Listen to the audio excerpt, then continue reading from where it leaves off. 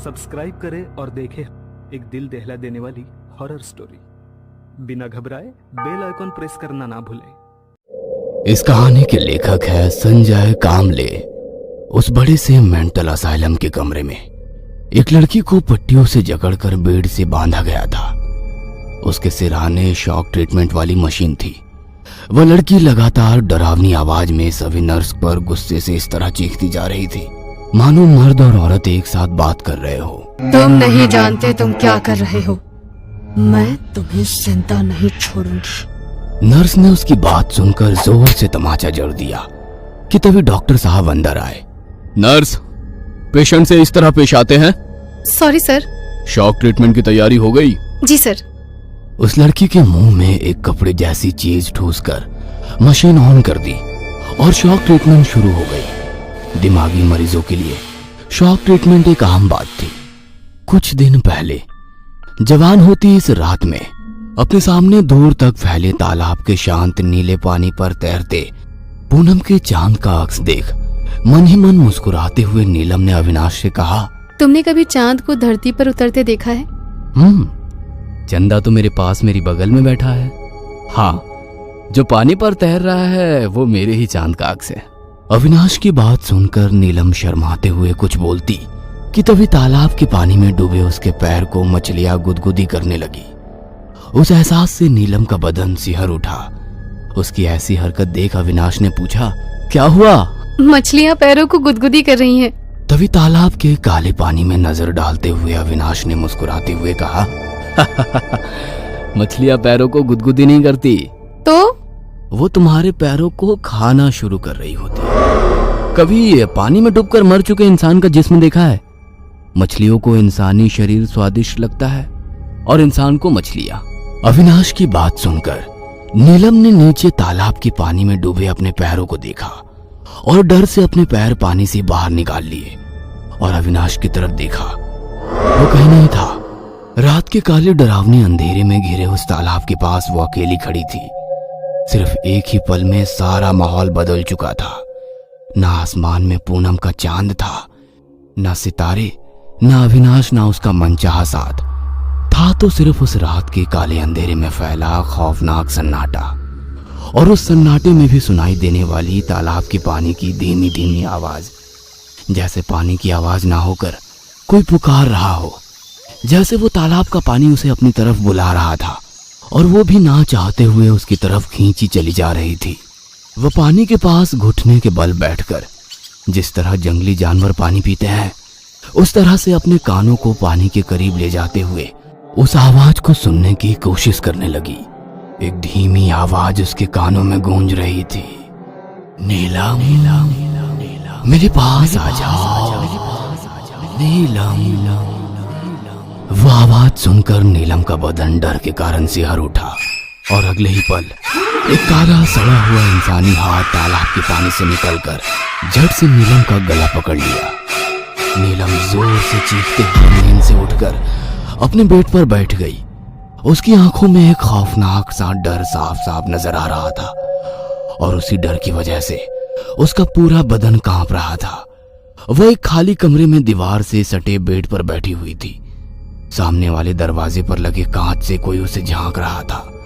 दरवाजा खुला और एक मोटी 50 के आसपास उम्र वाली औरत अंदर आई।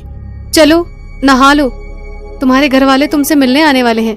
इतना कहकर वो नर्स चली गई, पर नीलम अपने बेड पर वैसे ही बैठी रही।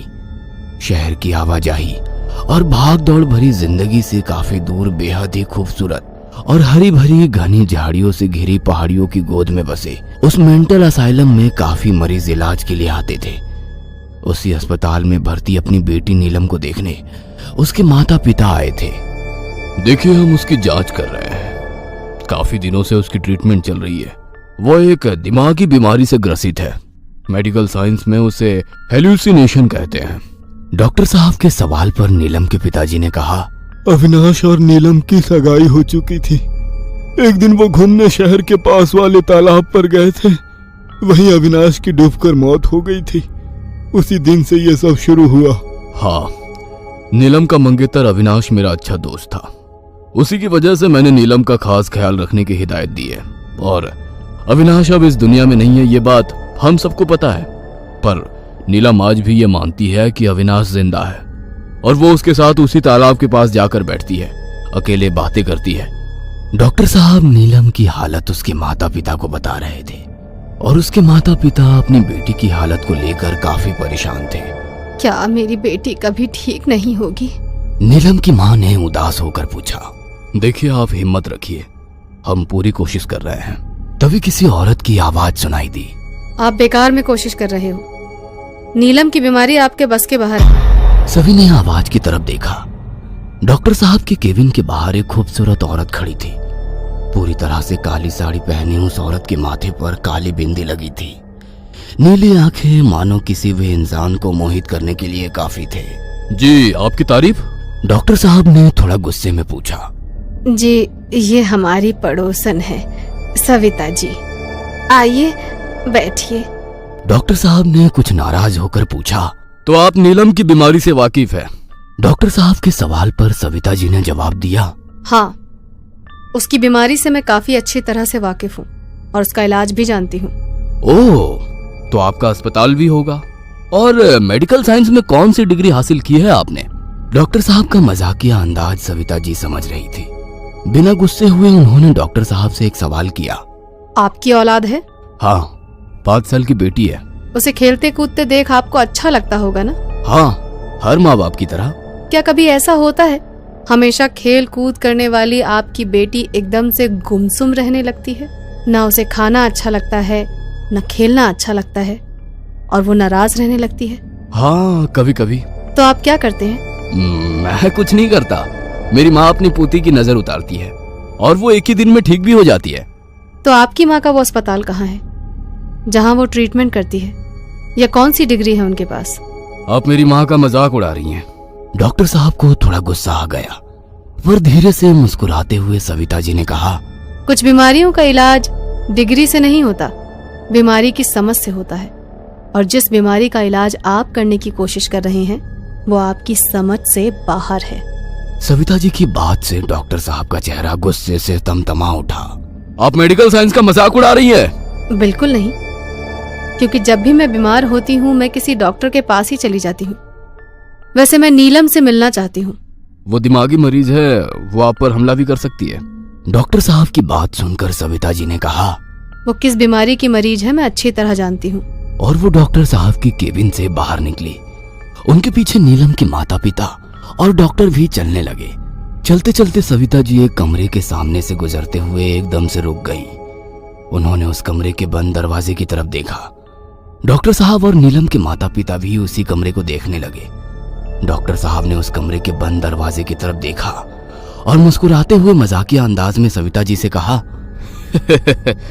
शायद आपका अंतर्मन कह रहा है कि नीलम इसी कमरे के भीतर है। सविता जी ने अपनी नजरें उस दरवाजे के ऊपर टिकाते हुए बिना पलके झपकाए कहा, उस कमरे के भीतर नीलम तो क्या, किसी भी मरीज को नहीं रखा जाता। पिछले कुछ महीनों से ये कमरा इसी तरह से बंद है। सविता जी की बात सुनकर डॉक्टर साहब ने कहा, लगता है यहाँ आने से पहले आपने काफी जानकारी इकट्ठा की है। इंसान जो जानकारी देते हैं जरूरी नहीं कि वो हमेशा सही हो, पर इंसानों के अलावा भी काफी सोर्स होते हैं जो सटीक जानकारी देते हैं। डॉक्टर साहब ने गुस्से में पास ही खड़े अपने वार्डन की तरफ देखा। शायद वो इशारों में ही कुछ पूछ रहे थे, पर वार्डन ने गर्दन हिलाकर साफ इनकार कर दिया। सविता जी दोबारा चुपचाप वार्ड में चलते हुए आगे बढ़ने लगी और पीछे नीलम के माता पिता चलने लगे।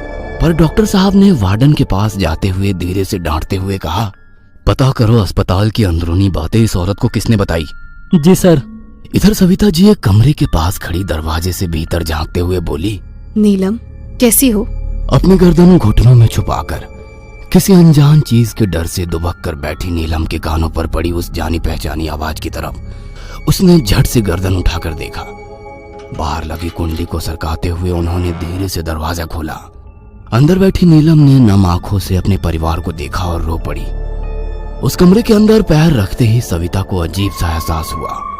सामने वाले बेड पर नीलम थी, पर उसे बगैर देखे सविता उस कमरे को ताड़ने लगी, मानो उस कमरे के भीतर नीलम के अलावा कोई और भी था, जो खुली आंखों से नजर तो नहीं आ रहा था, पर सविता को अपने जिस्म पर अचानक होने वाली सरसराहट से उसकी मौजूदगी का एहसास हो रहा था। दरवाजे से 2 कदम अंदर आकर सविता रुक गई। अपनी नजरें बारी बारी उसने कमरे के हर एक कोने में दौड़ाई और फिर नीलम की तरफ देखा और शांत रहने को कहा। नीलम ने डरी सहमी आंखों से सविता की तरफ देखते हुए धीरे से गर्दन हिलाकर इशारा किया।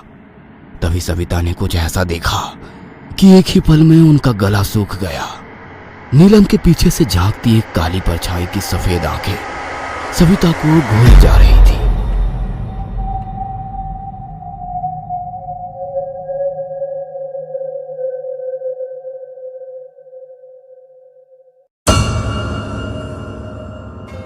ये कहानी आपको अच्छी लगी हो तो हमें सब्सक्राइब करें, हमारा इंस्टाग्राम और फेसबुक पेज जरूर फॉलो करें। और हाँ दोस्तों, सब्सक्राइब करना भूलना मत।